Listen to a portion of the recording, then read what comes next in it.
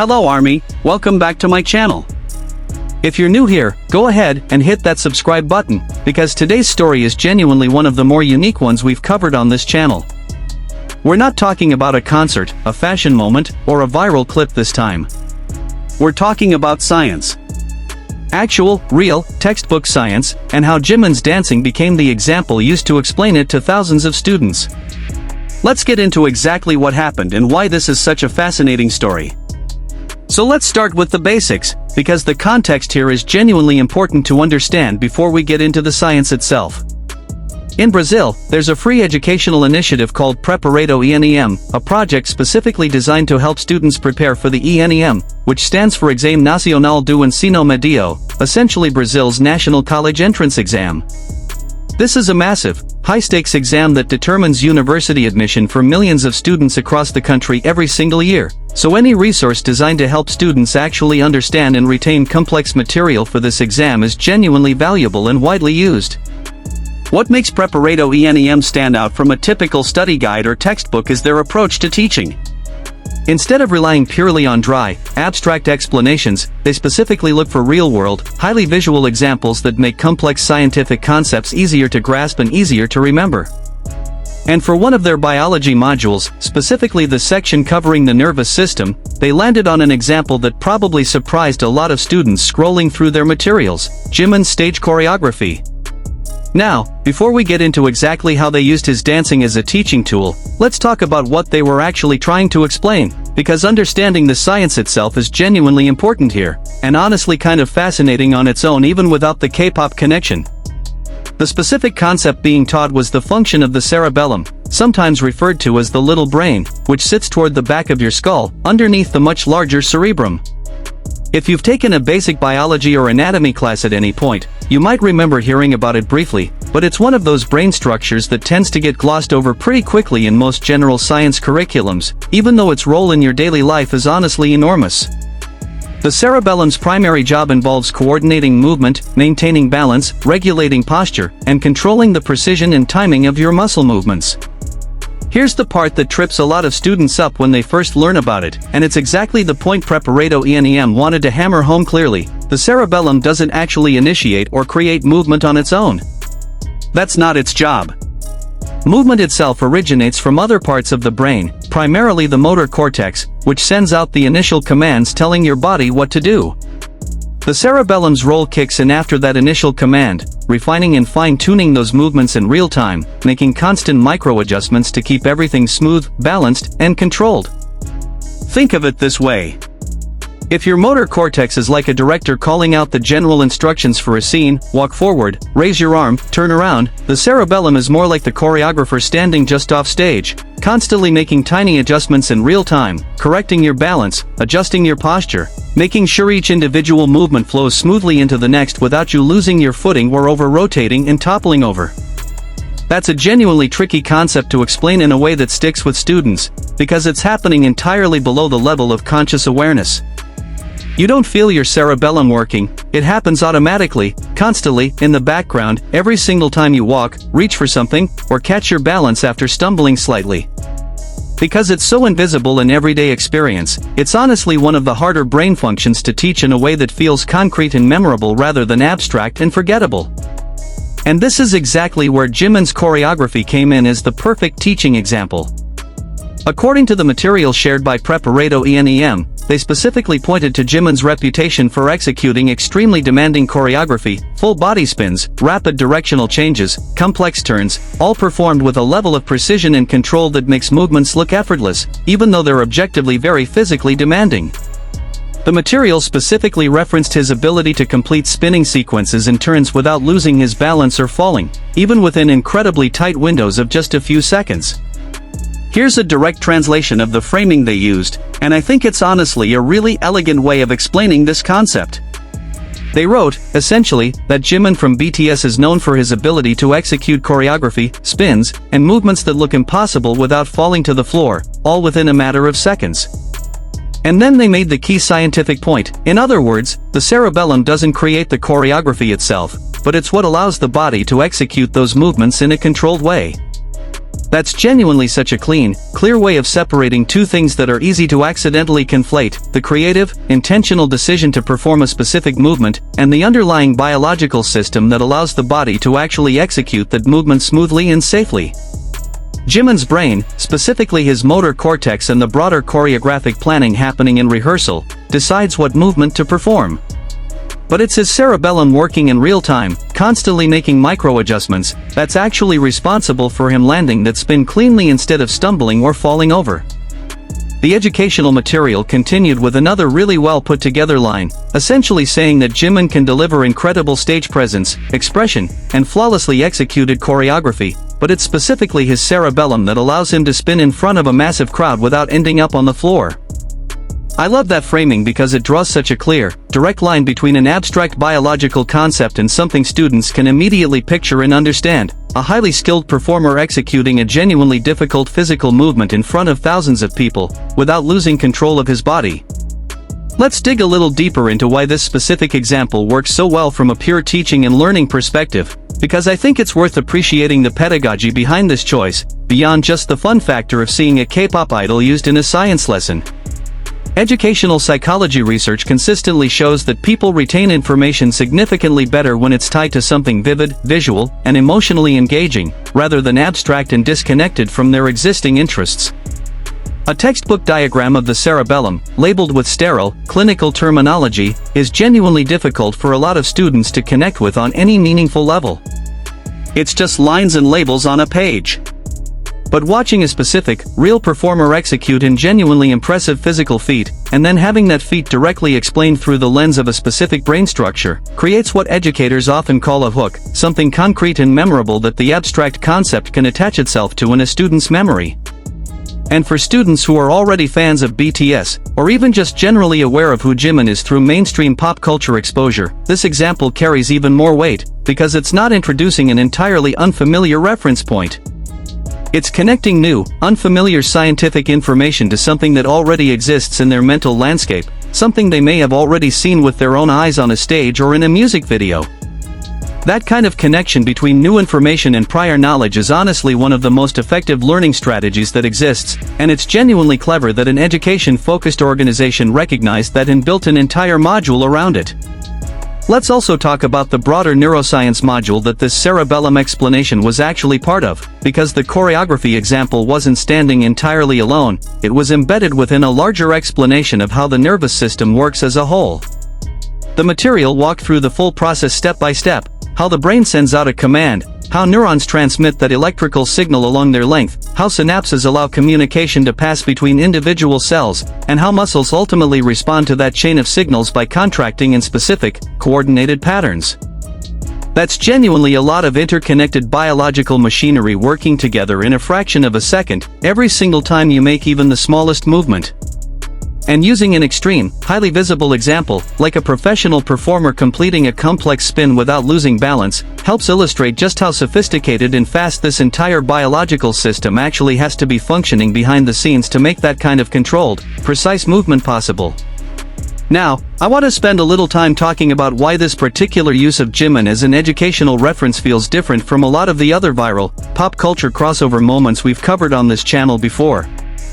A lot of stories about celebrities intersecting with unexpected fields tend to be somewhat superficial: a fun coincidence, a nice compliment, a passing mention. This is genuinely different, because it's not just referencing Jimin in passing, it's using specific, accurate details about his actual physical performance ability as a legitimate teaching tool to explain real biological concepts that students are going to be tested on. That's a meaningfully higher bar to clear. For an educational organization to build out an entire explanatory module around someone's specific physical skill set, they have to actually understand and accurately represent what that skill set involves. The description of his choreography, the emphasis on spins and rapid rotational movements executed with precision and control, reflects a genuinely accurate understanding of what makes his performance style specifically well suited to illustrating cerebellar function. This isn't a generic celebrities or talented reference, it's a specific, technically grounded connection between a specific type of physical skill and the specific brain structure responsible for enabling that skill. Let's also touch on why this particular concept, the cerebellum, and its role in balance and coordination, tends to be such a commonly tested topic on exams like the ENM in the first place. Understanding how the nervous system regulates movement isn't just an abstract academic exercise, it has genuinely important real-world applications in fields like medicine, physical therapy, and rehabilitation. Conditions that affect the cerebellum can result in symptoms like ataxia, difficulty with coordinated movement, tremors, and balance problems, symptoms that are genuinely important for future healthcare professionals, physical therapists, and researchers to understand deeply. So this isn't some obscure, rarely tested corner of biology, it's a genuinely foundational concept that shows up across multiple related fields of study. That's actually part of what makes this whole story even more meaningful when you sit with it a little longer. This wasn't just a fun, throwaway pop culture reference thrown into a study guide for the sake of getting attention or going viral. It was a genuinely well-constructed teaching tool addressing a foundational, frequently tested biological concept, one that happened to use an incredibly effective, highly memorable real-world example to make that concept land more clearly for students. Let's talk a bit about the reaction to this online, because once screenshots and clips of this specific educational material started circulating among fans, the response was, predictably, a mix of genuine delight and pride. A lot of comments centered around how validating it feels to see something you love, in this case Jimin's artistry and skill as a performer, recognized and used in a completely different, unrelated context, specifically because of its genuine technical merit rather than just its popularity or visual appeal. There's something honestly really satisfying about seeing a performer's specific physical skill acknowledged not just by fans who already admire the artistry, but by an entirely separate professional field, education, that's using it purely because it happens to be an excellent, accurate example of a real scientific concept. There's also something genuinely fun about the idea that somewhere in Brazil, students who might have absolutely no prior interest in K-pop are being introduced to Jimin for the very first time, not through a music video or a viral dance clip, but through a biology study guide preparing them for one of the most important exams of their academic lives.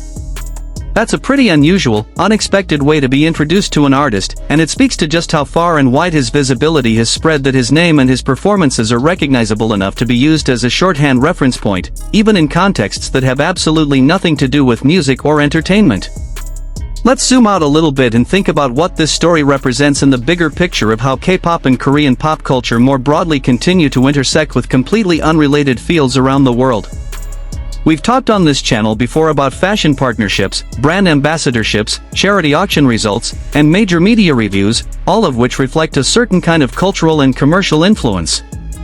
This story is genuinely different from all of those, because it's not about commerce, brand value, or media coverage at all.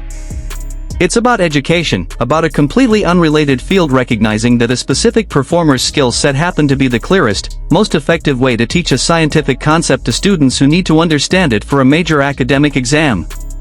That kind of crossover honestly says something meaningful about how deeply certain performers have become embedded into global visual and cultural vocabulary.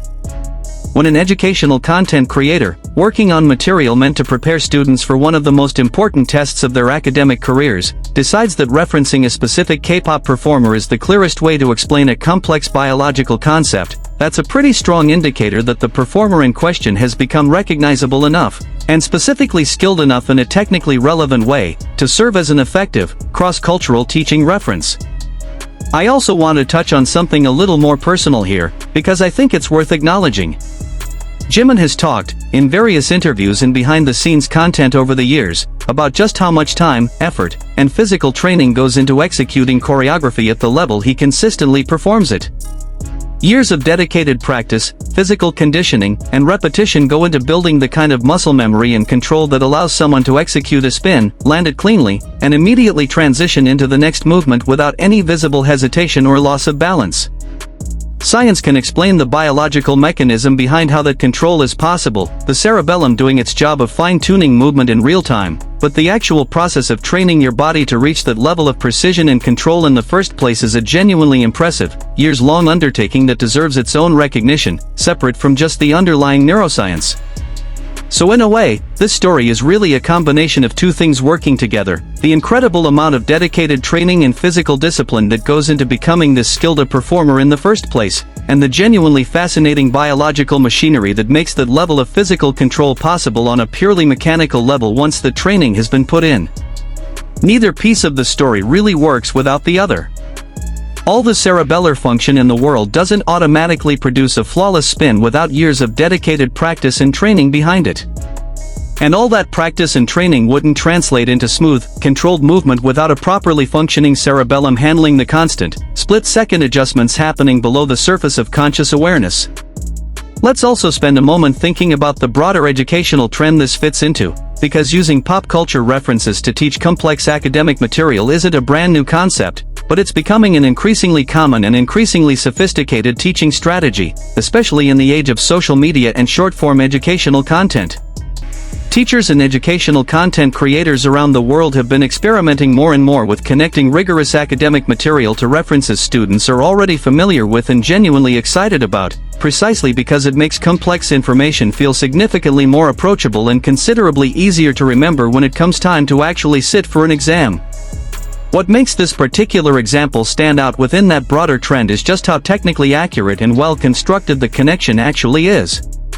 It would have been easy for Preparator ENM to make a much more surface-level, generic reference, something along the lines of simply saying K-pop idols are talented dancers without connecting that observation to any specific, testable scientific concept.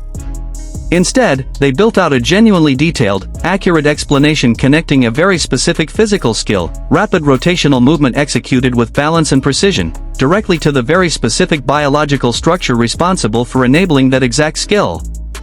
That level of technical accuracy and specificity elevates this from being just a fun, throwaway reference into a genuinely well-designed piece of educational content. Before we wrap up, I want to hear from you. Did you know about the cerebellum's role in coordinating movement before watching this video, and did this explanation, using Jimin's choreography as the example, make the concept click for you in a way a standard textbook explanation might not have? And more broadly, have you ever come across other examples of K-pop or other pop culture references being used to teach completely unrelated academic subjects in genuinely clever, technically accurate ways?